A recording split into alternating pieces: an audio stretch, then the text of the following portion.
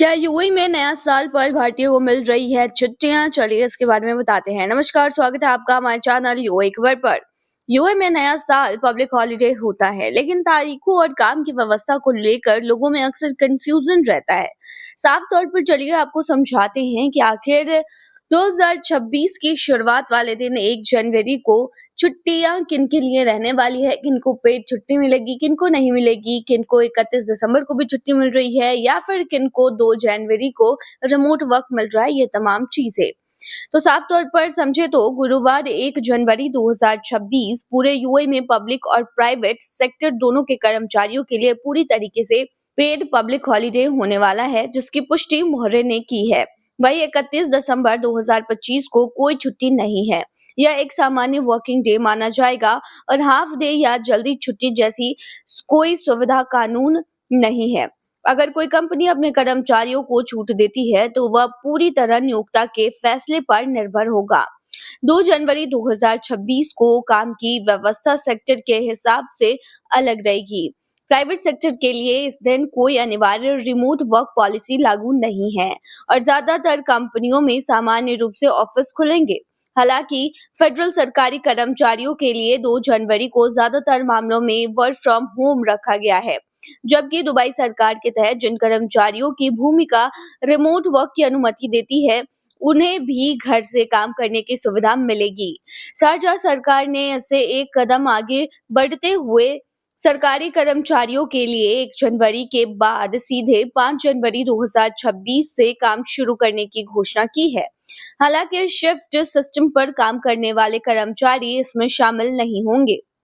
नए साल की पूर्व संध्या यानी कि 31 दिसंबर की रात को दुबई और दूसरे अमीरात में बड़े पैमाने पर जश्न होने के कारण कई प्रमुख इलाकों, खासकर बुर्ज खलीफा के आसपास सड़कों पर ट्रैफिक प्रतिबंध और अस्थायी रोड क्लोजर रहेंगे। प्रशासन ने लोगों को सलाह दी है कि वे पहले से यात्रा की योजना बनाएं, जहां संभव हो पब्लिक ट्रांसपोर्ट का इस्तेमाल करें और ट्रैफिक निर्देशों का पालन करें। कुल मिलाकर 1 जनवरी की पक्की छुट्टी और कई सरकारी कर्मचारियों के लिए 2 जनवरी को रिमोट वर्क होने के कारण इस बार यूएई में नए साल पर बहुत से लोगों को लॉन्ग वीकेंड का फायदा मिलने वाला है। तो आपको बता दें, जैसा कि आपने सुन ही लिया है कि पब्लिक हॉलिडे ऑफ कोर्स आपको मिल रही है 1 जनवरी को, हर व्यक्ति को मिलेगी यूएई में 1 जनवरी को छुट्टी। लेकिन जो सरकारी कर्मचारी है, जो यूएई में सरकारी दफ्तरों में काम करते हैं, उन्हें 2 जनवरी को रिमोट वर्क मिलेगा, यानी कि वो वर्क फ्रॉम होम भी कर पाएंगे। तो ये चीजें निकल कर सामने आई हैं। बता दें, नया साल का माहौल रहेगा। इस दौरान यूएई में काफी सारे इवेंट्स होते हैं जिसमें आप पार्टिसिपेट कर सकते हैं। बहुत सारे पेड होते हैं, बहुत सारे अनपेड भी होते हैं। आने वाले समय में हम इसके बारे में भी आपको जानकारी जो है वो दे देंगे। ऐसे में भीड़-भाड़ ज़्यादा रहती है, ट्रैफिक सही तरीके से चले, इस वजह से पहले ही घोषणा कर दी जाती है कि कहाँ पेड पार्किंग होगी और कहाँ नहीं। तो इन तमाम चीज़ों के बारे में जानने के लिए बने रहिए हमारे चैनल पर। दुबई के होटल में हुआ वारदात, होटल में घुस के कर दिया कांड। युवक को अपनी एक्स वाइफ की चाकू मारकर हत्या करने के आरोप में गिरफ्तार कर लिया गया है। बता दें कि ऐसी वारदात सामने आई है दुबई से, जो कि सुनने के बाद आप भी शॉक्ड हो जाएंगे। तो मामला ये हुआ है कि एक व्यक्ति जो कि रूस का था, वो अपनी एक्स वाइफ का पीछा करते करते एक होटल में घुस गया और उसने अपनी पत्नी को चाकू से गोदकर उसकी हत्या कर दी। युवक को शक था कि वह स्कॉच का काम करती थी। यह घटना पिछले हफ्ते दुबई के वोको वॉलिंगटन होटल में हुई है। द न्यूयॉर्क पोस्ट के अनुसार पीड़ित 25 साल की अनास्तासिया अपने होटल के कमरे में मिली। उसके गले, धड़ और हाथ पैरों पर कम से कम 15 चाकू के घाव के निशान थे। रूसी व्यक्ति ने दुबई के होटल में अपनी पूर्व पत्नी की हत्या की है। पुलिस ने बताया है कि आरोपी 41 साल के अल्बर्ट मार्गन कथित तौर पर एक गेस्ट बनकर उसके कमरे में घुसा था। उसने लॉन्ड्री से होटल का रोब लिया और एक होटल की मेड को मनाकर अंदर घुस गया। मार्गन, जो एक लीगल कंसल्टेंट था, और अनास्तासिया, जो रूसी एयरलाइन पोबेटा के लिए काम करती थी, दोनों की शादी को 2 साल हो गए थे। उनके अलग होने के बाद मार्गन ने कथित तौर पर अपनी एक्स वाइफ के प्राइवेट मैसेज देखे और उसे यकीन हो गया कि जब वे शादीशुदा थे तब वह एक हाई एंड स्कॉच के तौर पर काम करती थी। इसीलिए वह रूस से यूएई तक लगभग 2700 मील का सफर करके आया। जांचकर्ताओं के अनुसार मॉर्गन ने शुरू से अनास्तासिया पर हरा पेंट डालने और कैंची से उसके बाल काटने का प्लान बनाया था। हालांकि जब वह कमरे में घुसा तो झगड़ा शुरू हो गया और हालात बिगड़ गए। इसके बाद उसने कथित तौर पर अनास्तासिया पर कई बार चाकू से हमला कर दिया। मॉर्गन पहले ड्रग्स के आरोप में 7 साल जेल में बिता चुका था। रिपोर्ट्स के अनुसार उसके और अनास्तासिया के बीच झगड़े और घरेलू विवाद होते रहते थे। हालांकि उसने उसके खिलाफ की गई सभी शिकायतें वापस ले ली थी। होटल स्टाफ ने तुरंत पुलिस से संपर्क किया। उन्होंने सीसीटीवी फुटेज देखा और मॉर्गन की पहचान कर ली। उन्होंने रूसी अधिकारियों से संपर्क किया, जिन्होंने उसे गिरफ्तार करने के लिए तेजी से कार्रवाई की। जब मॉर्गन रूस लौटा तो उसे कथित तौर पर यूक्रेन में युद्ध में लड़ने के लिए भेजे जाने की बात कही। रूस में अपराधों के आरोपी कुछ लोगों ने जेल से बचने के तरीके के तौर पर सेना में शामिल होने की कोशिश की है और उन्हें यूक्रेन भेजा गया है।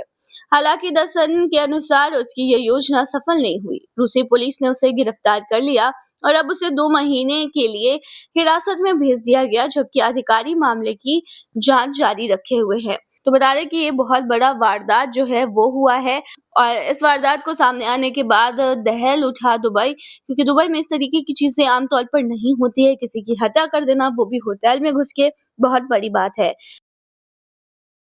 यूएई में 2025 में बदले कई बड़े नियम, प्रवासियों और पर्यटकों पर सीधा असर। यूएई में साल 2025 के दौरान वीजा, बैंकिंग, टैक्स, मीडिया और कानून व्यवस्था से जुड़े कई अहम नियमों में बदलाव किए गए हैं।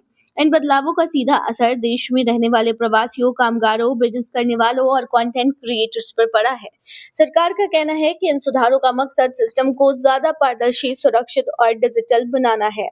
वीजा और एंट्री नियम में बदलाव हुए हैं। बता दें 2025 में यूएई ने वीजा सिस्टम को और भी आसान किया है। भारतीय नागरिकों के लिए वीजा ऑन अराइवल की पात्रता का दायरा बढ़ाया गया है। वहीं 5 साल का मल्टी एंट्री टूरिस्ट वीजा भी ज्यादा लोकप्रिय हो रहा है, जिससे बार बार यात्रा करने वालों को राहत मिलेगी। वीजा रिन्यूअल और स्टेटस अपडेट की प्रक्रिया भी पहले से ज्यादा डिजिटल कर दी गई है। बैंकिंग और पैसे के लेन देन पर सख्ती। बता दें सरकार ने 2025 में नया एंटी मनी लॉन्ड्रिंग कानून लागू किया है। इसके तहत बैंकों और फाइनेंशियल संस्थानों को केवाईसी, सोर्स ऑफ इनकम और ट्रांजैक्शन मॉनिटरिंग में सख्ती बरतनी होगी। संदिग्ध लेन देन पर तुरंत कार्रवाई की जाएगी। इससे अवैध पैसों पर लगाम लगेगी, लेकिन आम लोगों को अपने दस्तावेज सही रखने की सलाह दी गई है। टैक्स और कॉर्पोरेट नियम की बात करें तो यूएई में टैक्स से जुड़े कुछ संशोधन 2025 में घोषित किए गए हैं, जिनका इफेक्ट आपको 2026 में देखने को मिलेगा।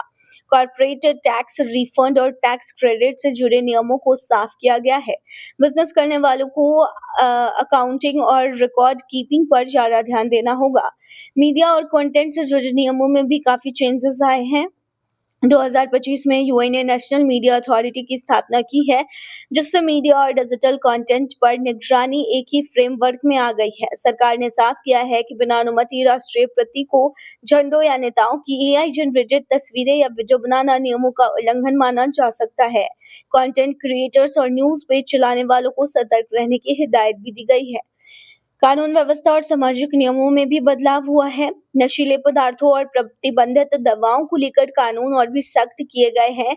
बिना डॉक्टर की पर्ची की दवाइयां रखना या लाना भारी परेशानी का कारण बन सकता है। विदेशी नागरिकों के मामलों में सख्त कार्रवाई और डिपोर्टेशन के प्रावधान भी लागू हुए हैं। कामगारों की सुरक्षा के लिए भी नियम। बता दें गर्मी के मौसम में दोपहर के समय खुले में काम पर रोक लगाई गई, जैसे इन नियमों को 2025 में भी सख्ती से लागू किया गया है। सरकार का कहना है कि मजदूरों की सेहत और सुरक्षा उसकी प्राथमिकता है। कुल मिलाकर 2025 में यूएई के नए नियम देश को ज्यादा अनुशासित और सुरक्षित बनाने की दिशा में बड़ा कदम माने जा रहे हैं। विशेषज्ञों का कहना है कि जो लोग नियमों की जानकारी रखकर दस्तावेज पूरे रखते हैं, उन्हें किसी तरह की परेशानी नहीं होगी। तो आपको बता दें कि 2025 में काफी नियमों में बदलाव देखने को मिले हैं और 2026 भी बहुत से नियमों में बदलाव लेकर आएगा, जिसका वीडियो आपको अगले दिन मिलेगा हमारे चैनल पर। तो ये थी तमाम जानकारी। बने रहिए ऐसी तमाम खबरों के लिए यूएई खबर पर।